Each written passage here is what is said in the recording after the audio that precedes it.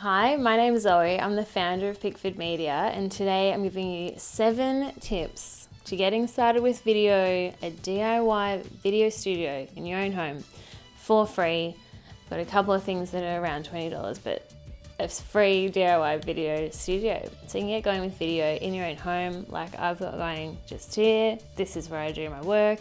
There's also I'm shooting today's video. I've got a little bit of equipment that's a bit more than what I've got in these tips. I've got a few lights, I've got a microphone, and I've got a camera here. But you can get started really simply, really low budget. You can get going with video. It doesn't have to be as big of an investment as you think it does. And it certainly doesn't need to be as scary as you think it does. So let's get started. The first item on my checklist is simply just to shoot on your phone or on your laptop.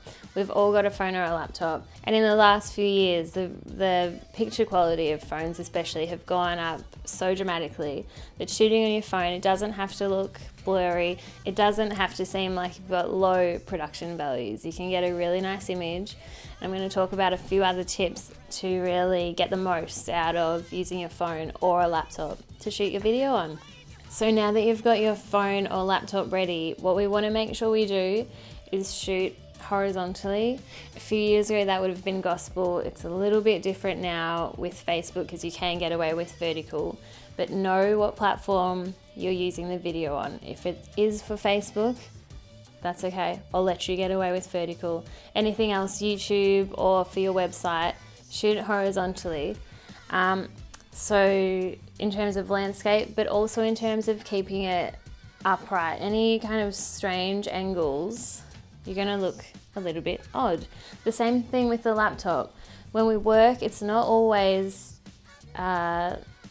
horizontal. It's not always a flat laptop. We sometimes angle it back or forward so we can see the screen better, or just personal preference. But that can give us a bit of a strange angle. So you want to make sure that is straight, up and down, flat.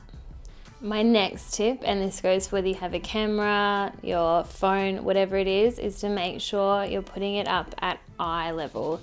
That's the most natural level for us. The camera I'm using right now, the lens, that's right at eye level.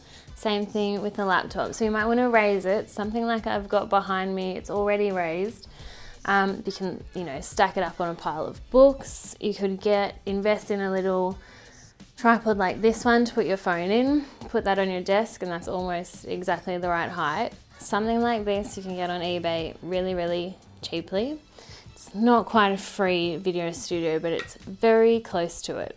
The next thing, this is more of a what not to do, and that is never zoom in on your phone. It doesn't really zoom in, it really just crops the picture and makes it bigger. It looks like it's zoomed in. It's going to make it look really blurry. So if you want it closer, just move it. Just use your legs, move it forward. Don't ever use the zoom function. All right, now you've got those basics out of the way. The next couple of things I'm going to talk about are really going to improve your production quality and your production values.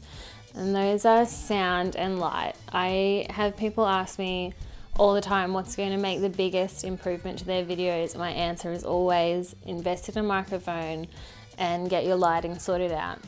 So when I first started out making videos, one of the things I would do is have a separate phone, or later on I had a little Zoom recorder that I would sit separately really close to whoever it was I was videoing. So I might have them holding it just out of frame down here, or I might set it on a table, and I would record the audio that way and then sync it up to the picture later on. But another thing that's even easier than that, and again, it's not quite free, but it almost is investing in a little lapel mic. And you can get these, again, really cheaply. I believe Rode has one that's around the $70 mark, but you definitely don't have to spend that. It might not be quite as good, but it's going to be such an improvement off just your phone microphone. It's really unbelievable, and it's something I would definitely recommend.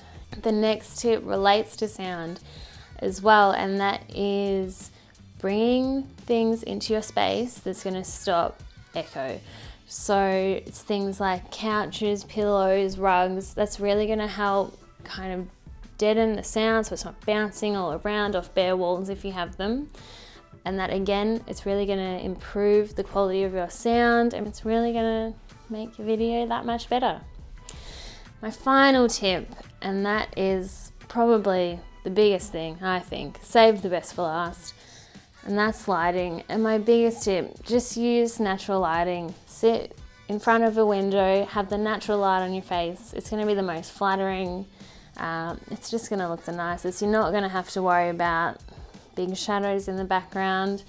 I would recommend not doing it in the harsh sunlight in the middle of the day, but morning or afternoon, it's the best time, and that's my biggest tip.